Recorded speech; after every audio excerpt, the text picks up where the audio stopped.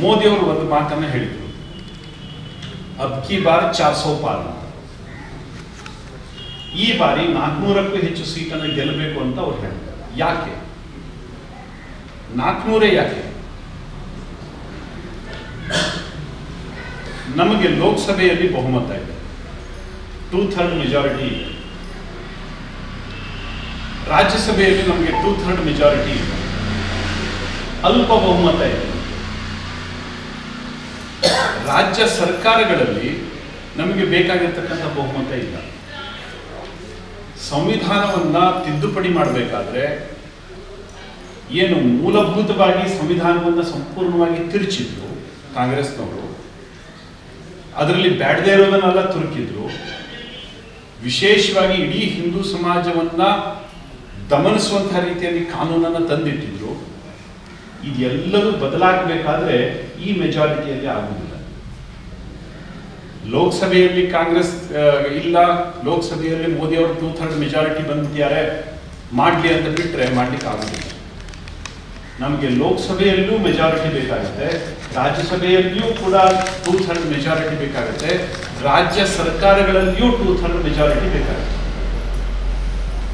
ಮೊನ್ನೆ ರಾಜ್ಯಸಭಾ ಚುನಾವಣೆ ನಡೀತು ಕರ್ನಾಟಕದಲ್ಲಿ, 3 ಸೀಟ್ ಕಾಂಗ್ರೆಸ್ನವ್ರು ಗೆದ್ದು, ನಾವು 1 ಗೆದ್ವಿ.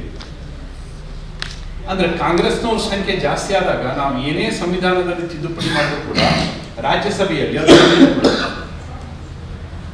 ಆಗುದೇನೇ ಇಲ್ಲ.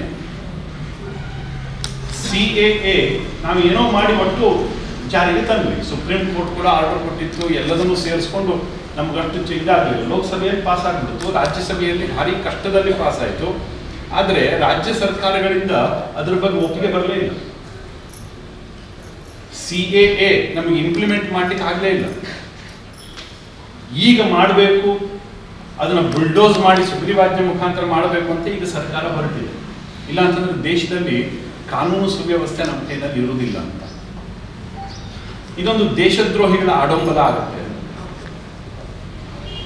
400ಕ್ಕೂ ಹೆಚ್ಚು ಲೋಕಸಭಾ ಕ್ಷೇತ್ರಗಳನ್ನು ನಾವು ಗೆದ್ರೆ ಅಲ್ಲಿರುವಂತಹ ವಿಧಾನಸಭೆಗಳನ್ನು ನಾವು ಗೆಲ್ಲಬಹುದು. ಆಗ ಕನಿಷ್ಠ 20ಕ್ಕೂ ಹೆಚ್ಚು ರಾಜ್ಯಗಳು ನಮ್ಮ ಹತ್ರ ಬರ್ತವೆ.